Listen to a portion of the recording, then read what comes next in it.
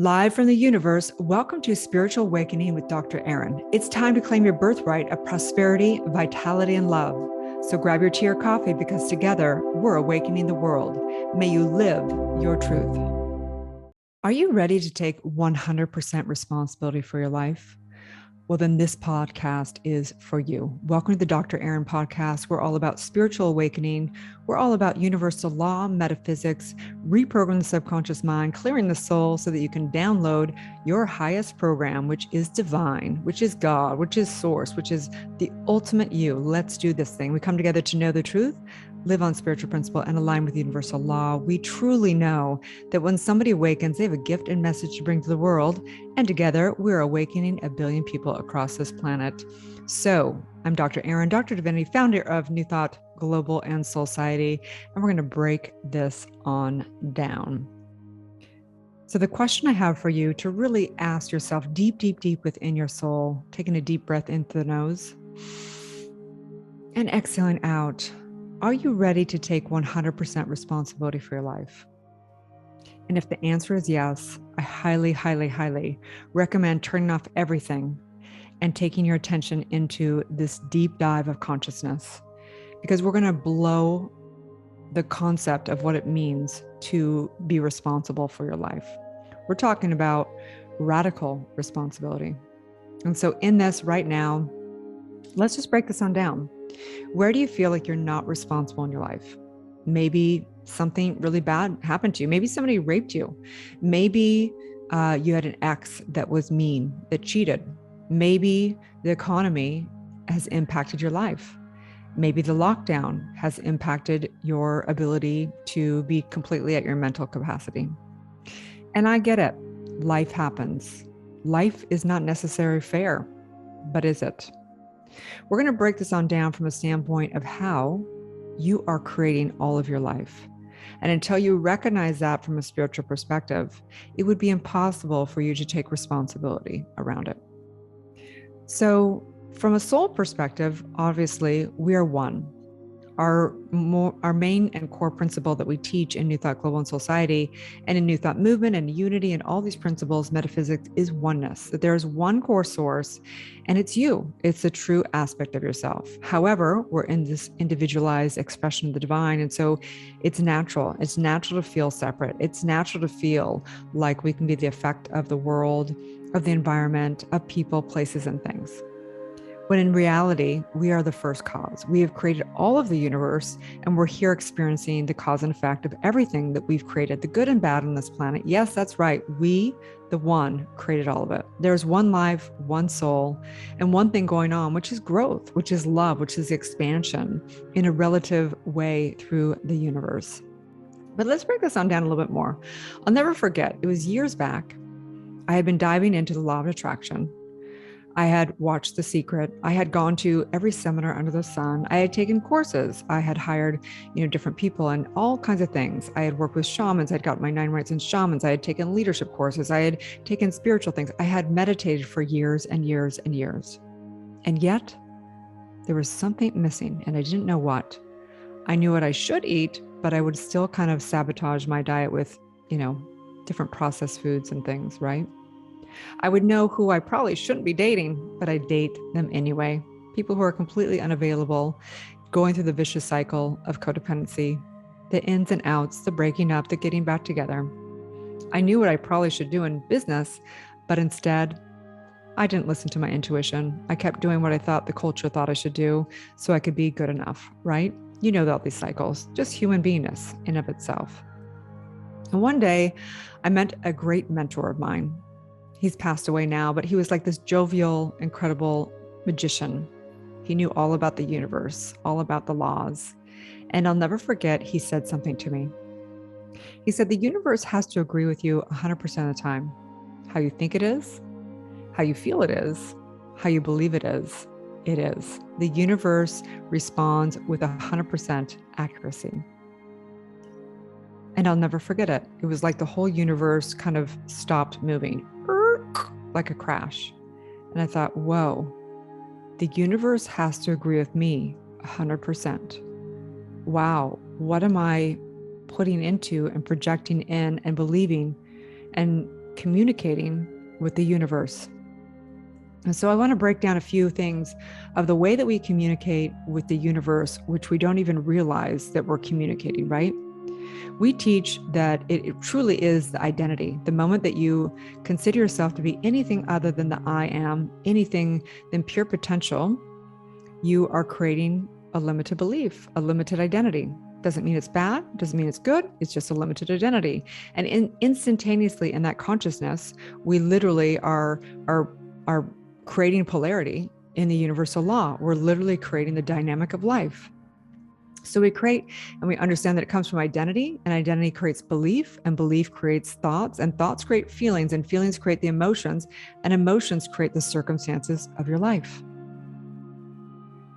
So one way that we do it is something will occur or not occur out in the world, and we instantaneously place a meaning on it, a positive or negative meaning, and instantaneously we feel positive or negative. And that transcends into our attitude, into the circumstances, and we begin to, respond from something that we think happened out there in the world, but instead it's actually something that happened within. It's the same with trauma. As you guys know, I'm the creator of E4 Trauma Method, which got me the 2020 Walden Wisdom Award next to Oprah Winfrey, Greg Braden, and Michael Bernard Beckwith. And what I have found in trauma is that trauma is not what happens to you. Trauma is what happens within you. And back in, say, 1970s, we used to think that trauma was only for very few people. It was not that common, only if you'd been in, the war or a major car accident. But now we realize that everyone has trauma. And in fact, something like 60% of people have been in something pretty significant, like domestic violence or, sexual abuse or something like that. And so the reality, though, is that everyone's been through quote, quote, trauma, because trauma is not what happens to you, it's what happens within you. So again, taking full responsibility for our life. What does it look like? It doesn't mean that the person wasn't bad, that, raped somebody or killed somebody, but it means that we have to realize that we created the trauma, in that how we made the meaning of what happened or didn't happen. We instantaneously created a high frequency of an emotional state, a negative, incredible emotional state. And in that moment, we decided a command. We decided something to the fact of, I'm not enough. I'll never love again. I can't do this. I don't want to live. Something's wrong with me, and so on and so forth. And in that moment, in the traumatic incident, no matter what happened, no matter how bad it was, or maybe someone just didn't show up to Valentine's Day or whatever it is, that trauma happened because of what you created within yourself. And so in this, taking responsibility, as I say, when we take responsibility or when we know the truth, it's not easy at first, but then it gets easier and easier.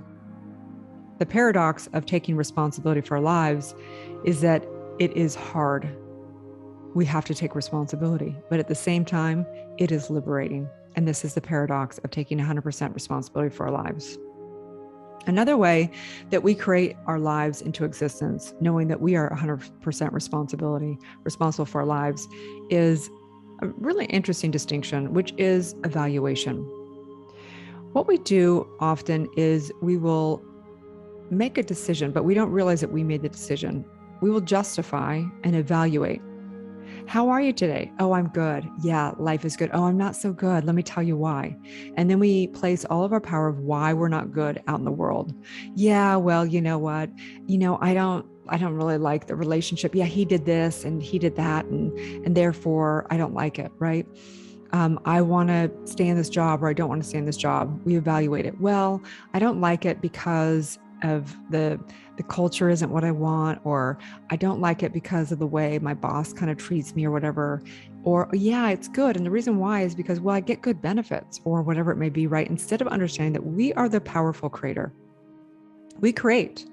We can't wait for the perfect job to show up to love our job. We can't wait for the perfect relationship to show up to be somebody that is unconditionally loving and expressed in our ability to love. We can't wait. Evaluation puts the power out in the world and instantaneously disempowers ourselves. And it goes like this. The moment that you place your power out into the world, into a relationship, a circumstance, life, whatever it may be, you instantaneously disempower yourself. Because the truth is that you are the creator and you can choose to create whatever you choose to create. It doesn't mean that you stay in a situation. It doesn't mean that you stay in a bad relationship. It means that you get really clear of who you are and what you are committed to creating. And then you create that. And whatever is not in alignment with that falls off, but you don't have to do it and justify it because of that. This is the difference of taking responsibility, 100% responsibility for your life or not. Another way, we've been diving into responsibility. And I'm so excited because we have New Thought Recovery is being launched with it, which is going to be head by Hillary Sepulveda. It's very exciting because we have so many people that come into our community that are dealing with codependency. It's an epidemic, okay? Not just, recovery is not just about alcoholism or drug use or whatever. Recovery is really about taking your power back and being 100% responsible. And, we love 12-step. I think it's beautiful and it helps a lot of people. However, having the identity, hi, I'm Erin. I'm a codependent. Hi, I'm Erin. I'm an alcoholic. No, I'm not actually. That's not my true identity. I'm a divine, powerful spiritual being. I just happen to create myself in the experience of being codependent by placing my power over and over into a relationship that was completely dysfunctional. So today I'm no longer a codependent. I am a powerful spiritual being, and I no longer choose to place my power over into that relationship. I know the truth of who I am. I am love. I am whole and complete exactly as I am. And I choose to recover because I create myself recovered. And so when we take a look at this and the responsibility, how much do you want it?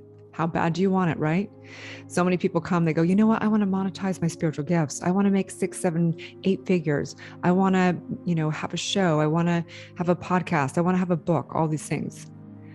But are they willing to do what it takes to be developed in that? There's a saying that goes like this: be careful what you ask for. Because the universe is not about getting you things. It's actually about becoming something, right? When we pray, when we manifest, we're not asking for something out there. We're not praying to a man in the sky. We're not trying to manifest things. What we are doing is we're praying to become someone. We are manifesting the embodiment. And in the embodiment has a vibrational match and a mental equivalent in the world. So people say, I want to be a leader. I want to be a spiritual leader. I want to be a world-renowned spiritual leader. And then guess what happens? They get tested. They get challenged monetarily. They get challenged in their relationships. They get challenged by their clients. They get challenged by everything because you asked the universe, I want to be a world-renowned spiritual leader. And the universe says, and so it is. So in order to be a world-renowned spiritual leader, I'm going to need you to have prosperity consciousness, which means you're going to have to have faith, even whether you have money or not. You're going to have to believe it because spiritual leaders believe before it's reality. It's called faith. It's to understand how universal law works. As we energize something, we have to energize it before it takes form in the physical world. So if we want prosperity, we have to live prosperity in mind before it comes out and out pictures in the world. So the universe is going to test you over and over again. If you want to take 100% responsibility for your dreams, you have to be the person that actually is creating it. You have to be the responsible one. You can't look to the world to say, when I get money, then I'm going to do the career that I want. And actually, I'm going to go, invest my time and energy into a program once I get money. It's not how it works. The universe works opposite. It has to begin within before it is without. As within, so without, right? So we have to know all the places in our life. So my invitation for you right now is to take a look at your life and where do you not feel 100% empowered? Where do you not feel 100% responsible? Where do you still believe that you didn't create the reality that you've experienced? Where do you feel like you did not create the reality that you experienced? We have to know that it is mind that we judge. We judge ourselves, we judge others, and we divide ourselves. This is what's happening, right? A war, what happens? There's one way to start a war, and it can be a war within, it can be a war against a country, and it's by judgment, it's by division, making someone else wrong and being out of bounds, right? We're here to live a life fully responsible and fully in the unique divine expression, allowing other people to have their truth because there's one ultimate truth and there's relative truth. And the paradox and the beauty of this life is we are here to master both. We're here to master the infinite and the finite. We're here to know that we are the Alpha and the Omega. We're here to know that all trauma, everything that's ever happened in our lineage is us, that we are all of our past lives and our lineage. Whether we believe that or not, there's only one life.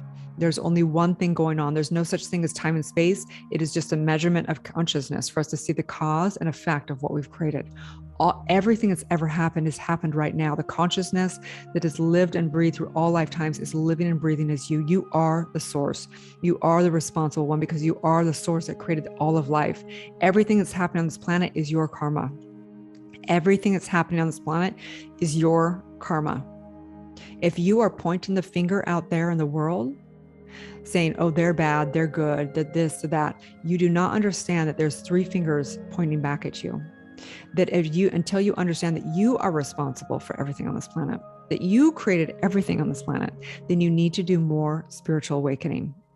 And in the spiritual awakening, it is natural for people to become missionaries, basically. They're here. When you truly spiritually awaken, you can't help but have inspired action to make a difference on this planet. You can't help but have a legacy and a purpose and a soul's calling. This is the natural thing. We take our trauma, we transform it, we take our pain into our purpose, right? We transform our trauma into our soul's purpose. This is the whole incredible journey that is how we created this dynamic of life.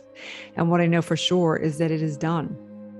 This is a system that works with such perfection. The binary matrix of the universe works with such precision that if you do not wake up and take responsibility and do the work intentionally, the world will do the work for you. It will break you down to where you have to surrender and realize the truth of who you are. There is a higher power and it's your power. It's the truth of who you are. You are responsible. You are divine. You are love. And yes, you are the intelligence of the entire universe. And so I just say, thank you, thank you, thank you.